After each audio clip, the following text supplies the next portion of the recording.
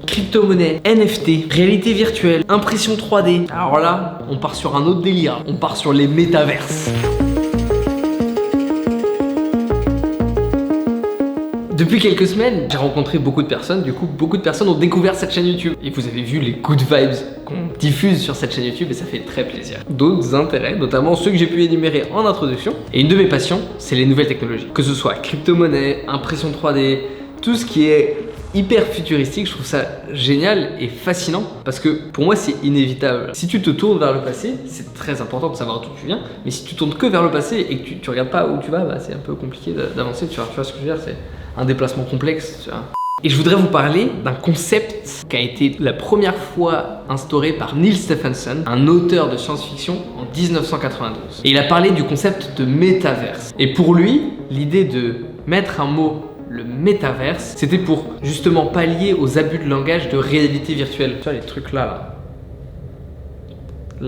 Et si je vous en parle aujourd'hui dans cette vidéo, c'est que c'est d'autant plus d'actualité aujourd'hui en 2020.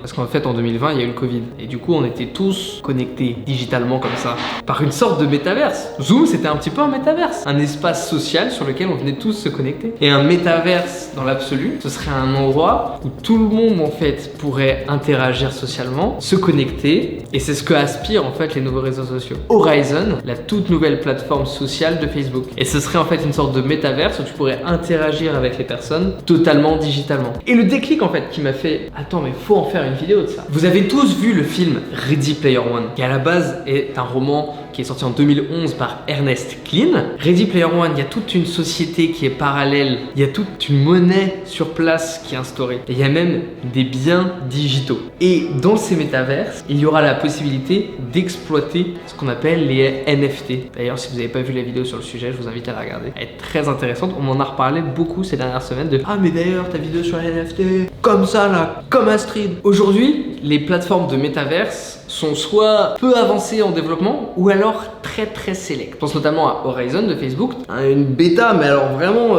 fermée. Et si je fais cette vidéo, c'est parce que j'ai envie d'en discuter avec vous. Et dans les commentaires, ou bien sur Instagram, ou bien même dans la vraie vie. Vous avez un avis sur les métaverses, qu'est-ce que vous en pensez? Est-ce que vous pensez que c'est le futur? À court terme, à moyen terme, à long terme? Moi je pense que c'est à long terme. Verenco, c'est le lien entre réalité virtuelle et le lien social qui n'est pas encore très accessible. Et dans le long terme, bien évidemment, le lien social se fera directement dans un métaverse. Actuellement, le métaverse, c'est Verenco.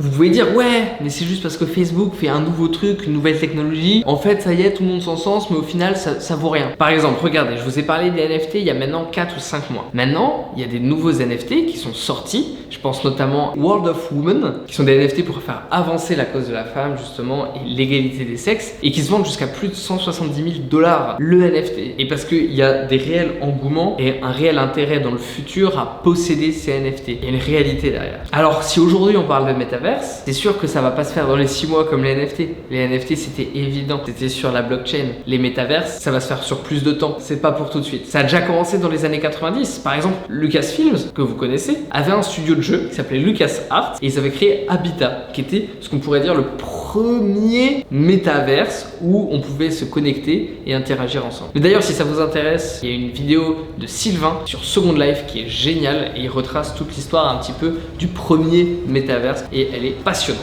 Est-ce que vous pensez qu'on part vers un monde justement qui va se délabrer? Est-ce que vous pensez que c'est la fin de la société telle qu'on la connaît et qu'on vivra tous dans un monde virtuel totalement digitalisé et pollué par des gaz d'échappement autour de nous? Moi je pense pas, j'espère pas. Et si tu veux pas que ça arrive, t'inquiète pas, tu peux agir dès maintenant en t'abonnant sur le bouton rouge. On se retrouve dès demain pour un prochain épisode du One Vlog. Ciao!